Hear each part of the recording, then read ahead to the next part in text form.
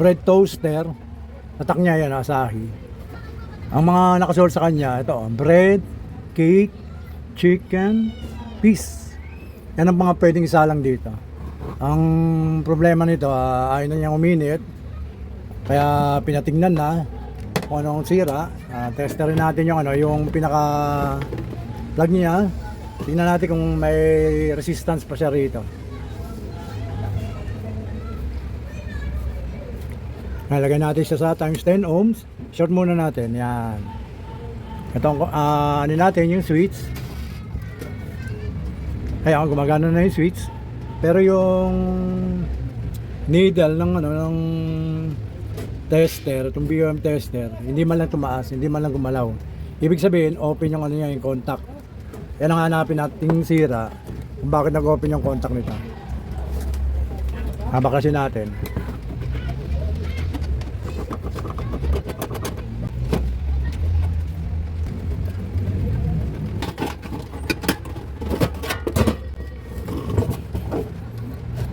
Yan ang loob ng ng bread toaster. Ayan. Ito sa kabila. Ito naman. Yan ang piyesa ng ng bread toaster na ganito. Bali kung nakikita nyo to. Ayan. May terminal siya. Tapos meron siyang ito. Thermodisc. Meron siyang thermodisc. Tapos heater uli.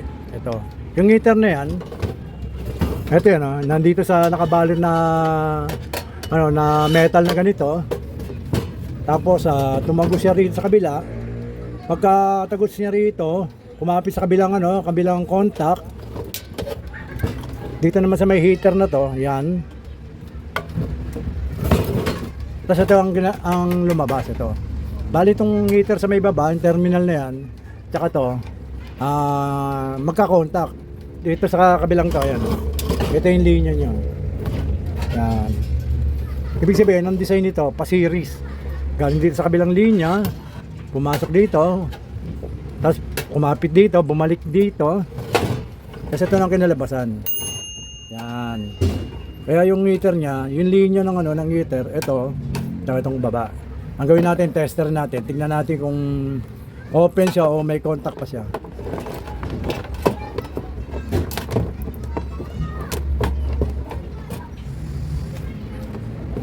Ang tester natin, itong pinakataas sa kababa. Yan, tsaka dito. Ayun. Pumalo yung yung needle ng tester. Ibig sabihin may contact siya. Ito, tingnan natin tong thermodisc niya kung may contact siya. Ayun, wala. Kabilahin natin. Wala pa rin. Ibig sabihin, itong may problema. Itong thermodisc ito. Ito kasi ang trabaho nitong thermodisc, kapag nasosobra na yung init ng ng pinaka-heater niya, nag-automatic off to. Ano siya, contact switch siya ng fuse. Kapag sobrang init na, bibitaw yung contact, tapos kapag medyo malamig na, magkakaroon na ulit siya ng contact. Ang naging problema nito, kahit malamig na yung yung itong bread toaster na to, wala pa rin siyang contact. Kaya ito ang sira. Bali gagawin natin, babaklasin natin yan. Tanggalin muna natin yung terminal niya. Natanggalan natin yung yung linya ng ng thermodisc. Bali nakikita ko rito yung niya, yung thermodisc niya naka-rebit. Ang pinangkapit sa kanya, rebit. Yang gagawin natin, kailangan matanggal natin itong rebit para mapalitan natin itong thermodisc na to. Pupukpukin natin.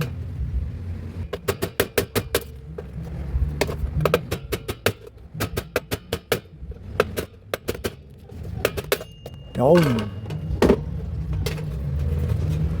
Ayan, natanggal na natin yung itong thermodisc na to. Ito yung kumapit sa kanya, yung rebit to. Tingnan natin kung lang to. Wala ng to yung init, kung ilang degree.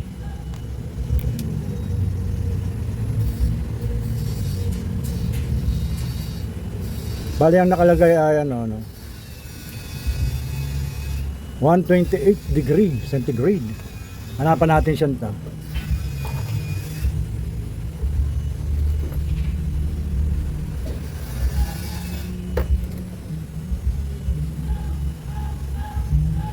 Ito, meron akong bago. Bale, yung nakalagay lang sa kanya ay 95 degrees centigrade. Bali, mababa siya ng 30 degree. Yung pinaka-temperature niya, mababa ng konti. Pero pwede na to. Kasi ano naman to eh. May timer naman siya rito eh. May on and off eh. Parang ano lang naman to eh. Fusing resistor. Yan. Bali, ito yung kakabit natin dito ulit. Yan, dyan. Bali, ang pagkabit nito uli, lalagyan uli natin siya ng panibagong rebit para kumapit uli siya dyan. Ayan. Gamitan natin siya ng rebit at rebiter. Ito, meron tayong rebit. Tawag dito, blind rebit. Ito, ibabalik natin siya sa pwesto niya dito. Ito ang pangkakapit natin. Ayan. At gagamitan natin siya itong rebiter.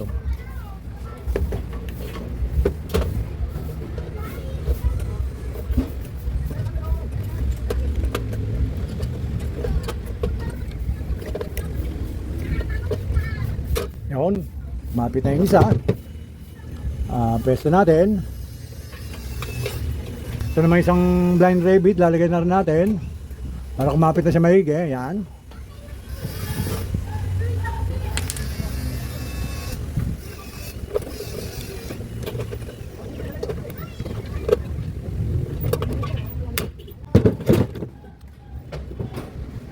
Ayan, kapit na yan yung rabbit niya. Sa dalawa, ayan, nakapwesto na siya. Bali, tester natin to kung may contact. Ayan, tester natin yung terminal ng ng thermodisc. Ayun, meron. Ayun. Ayan, okay ito.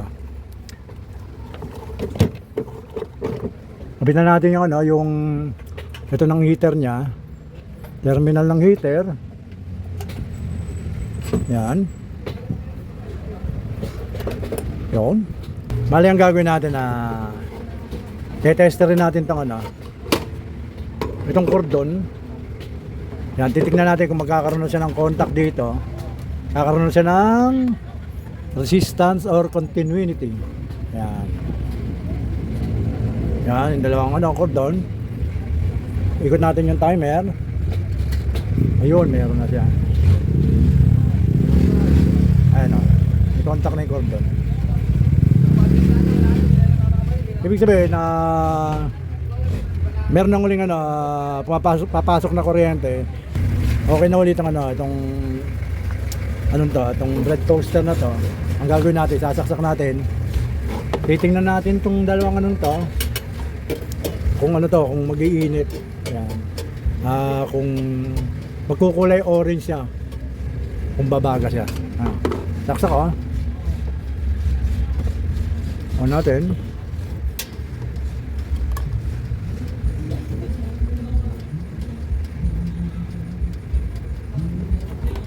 Ay, napansin nyo? Nagkulay orange. Taas pa ba? Ibig sabihin, yan, gumagana na yan. Yung orange na yan, baga yan eh. Bumabaga na itong itong bread toaster na to. Ayan ayun, umuusok-usok po. Meron na po ulit pumapasok sa kanya ng kuryente.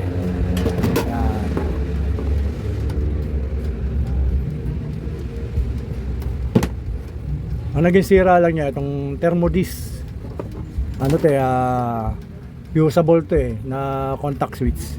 Siya nag-automatic siya kapag sobrang init na, mag-o-off siya. Tapos kapag kaya niya yung init, mag-on uli siya. Yan ang trabaho nito. Controller ng yan, ang heat, ang tawag niyan heat control. Thermodisc. Sige po, maraming po salamat sa panonood. Basta watch, share, and subscribe lang po kasi ginagawa ko para at least natin nasusubaybayan nyo. Sige po, maraming po salamat.